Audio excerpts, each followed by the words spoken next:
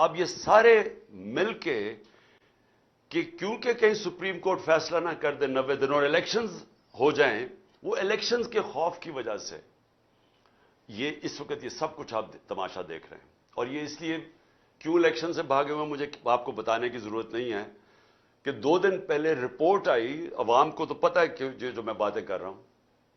Bloomberg جو کہ ایک انٹرنیشنل ایک دنیا کی معیشت کے اوپر ایک ایسا ریسپیکٹڈ رسالہ ہے جو ساری دنیا میں پڑھا جاتا ہے، وہ کہتا ہے کہ پاکستان کا آج حال سری لنکا سے برا ہو گیا ہے.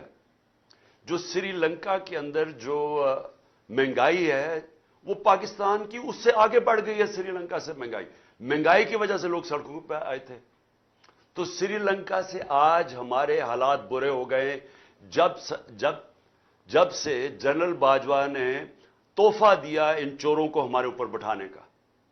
1 سال پہلے میں پھر سے کہتا ہوں دشمن بھی پاکستان سے وہ نہ کر سکتا جو جنرل باجوہ اس قوم سے کر کے گیا.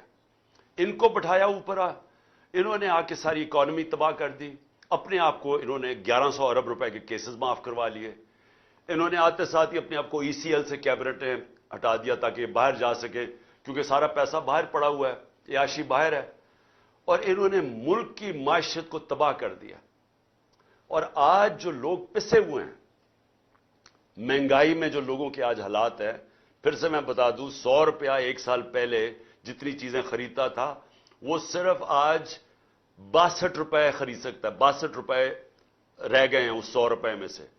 تو خریدار 100 روپے سے گر کے ایک آدمی کے پاس جو 100 روپے کا نوٹ ہے وہ صرف 62 روپے خرید سکتا ہے. اور اگر سینسٹیو پرائز انڈیکس پہ چلے جائیں کھانے پینے کی چیزیں تو وہ صرف 52 روپے رہ گئے ہیں 100 روپے میں سے.